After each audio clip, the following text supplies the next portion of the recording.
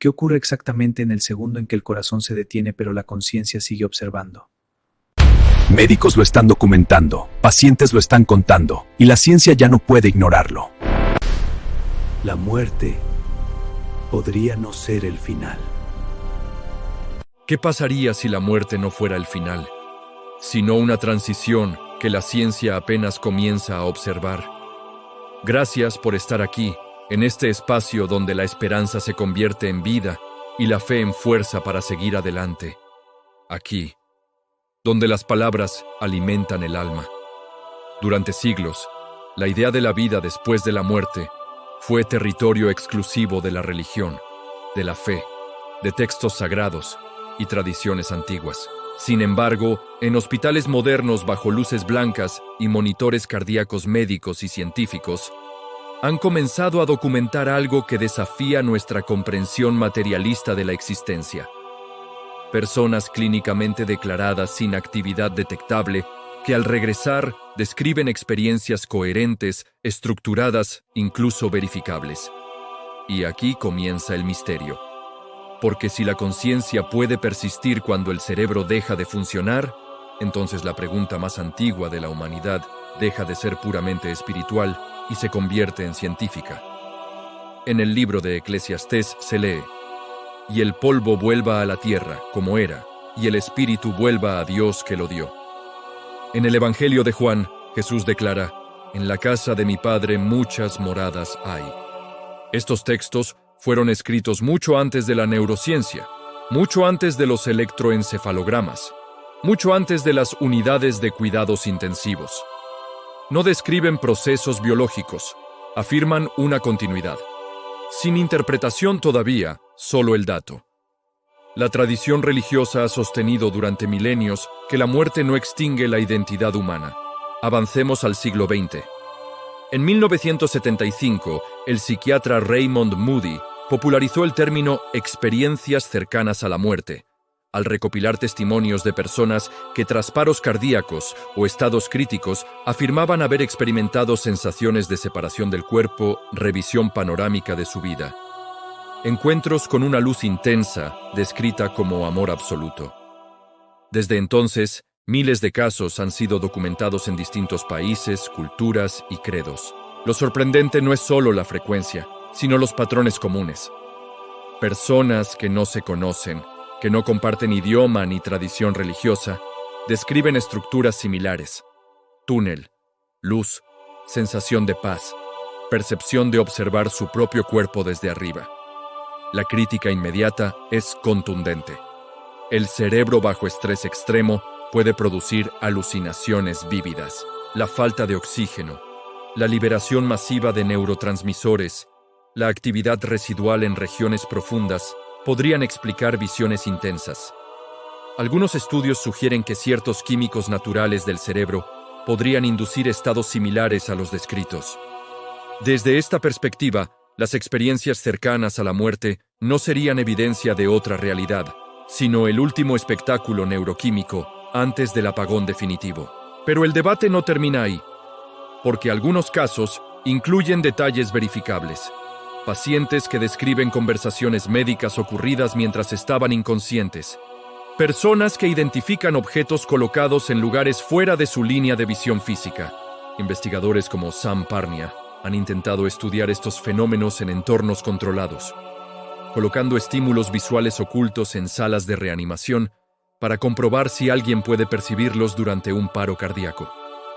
Los resultados aún son limitados y controvertidos, pero la mera existencia de estos estudios revela algo profundo. La ciencia no ha cerrado el caso. No olvides suscribirte al canal y compartir el video para no perderte todos los relatos e historias más impactantes y reveladoras. Aquí emerge el gran dilema.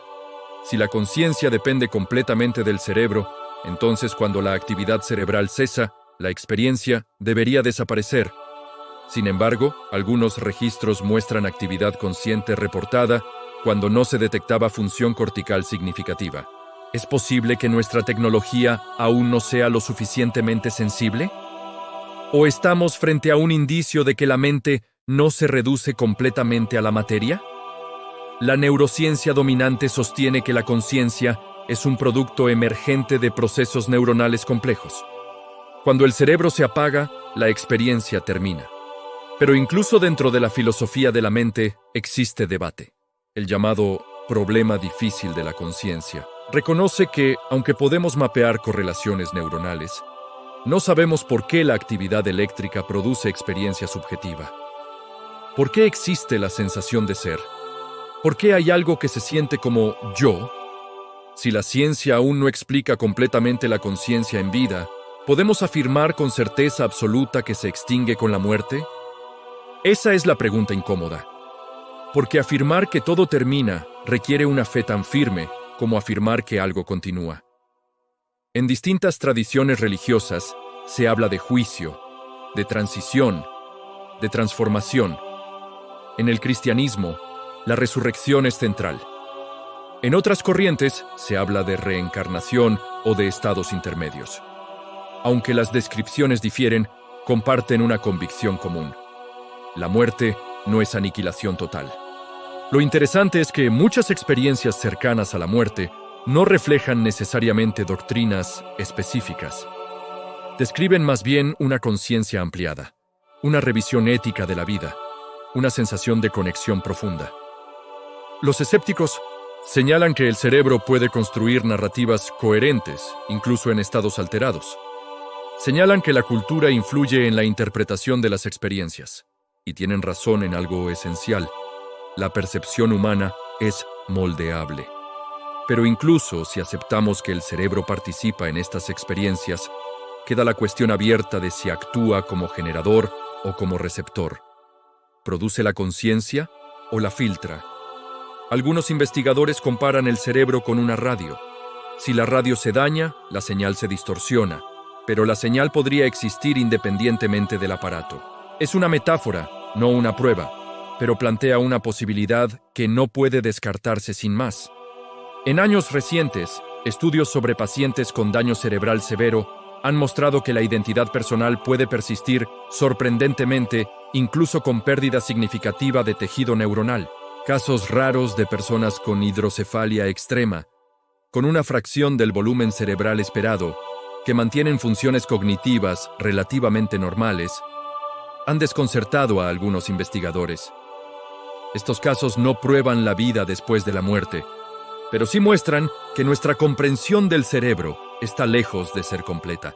También están los relatos de experiencias compartidas al final de la vida, donde familiares presentes en el momento de la muerte reportan sensaciones inusuales, percepciones de paz intensa o visiones simbólicas. La ciencia tiende a clasificarlas como fenómenos psicológicos de duelo anticipado. Sin embargo, la recurrencia de patrones invita a al menos considerar que algo significativo ocurre en ese umbral.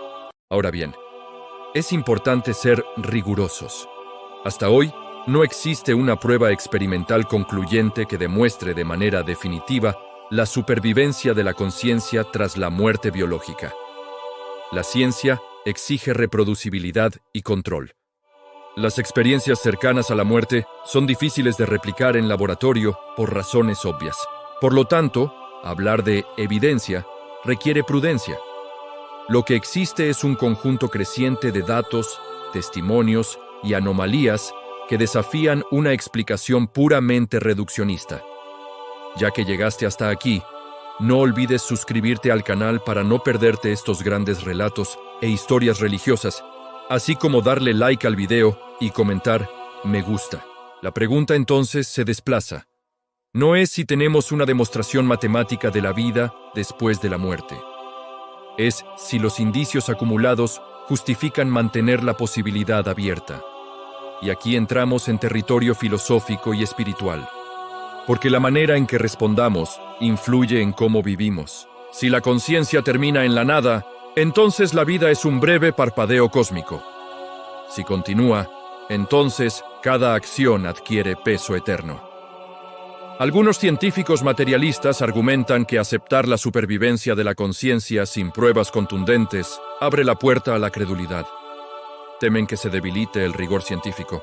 Otros investigadores, igualmente comprometidos con la evidencia, sostienen que ignorar datos incómodos por miedo a sus implicaciones también es anticientífico. La ciencia, en su forma más pura, no debería tener miedo a donde conduzcan los datos. En última instancia, el misterio de la muerte toca algo más profundo que la biología. Toca el sentido de identidad, el temor humano más universal y la esperanza más persistente. Desde las pirámides de Egipto hasta las catedrales medievales, desde rituales ancestrales hasta funerales contemporáneos, la humanidad ha actuado como si la muerte no fuera el final absoluto. ¿Es mera negación colectiva? ¿O intuición de una realidad más amplia? Quizá el punto más provocador no sea si podemos demostrar la vida después de la muerte con instrumentos, sino por qué la idea persiste con tanta fuerza a través de culturas independientes. ¿Es un producto evolutivo para aliviar el miedo? ¿O una pista de algo inscrito en la estructura misma de la conciencia? Mientras la ciencia continúa investigando y la fe continúa afirmando, el espacio entre ambas no es necesariamente un campo de batalla. Puede ser un territorio de diálogo. La ciencia puede explorar los mecanismos y límites de la mente. La espiritualidad puede ofrecer significado y esperanza. Y tal vez, en ese encuentro, el misterio no se disuelve, sino que se profundiza. Porque al final, la pregunta no es solo académica, es íntima. Cada uno de nosotros enfrentará ese umbral. Cada latido que escuchamos ahora es finito. Y sin embargo, dentro de nosotros existe una sensación persistente de continuidad, de que somos más que materia organizada.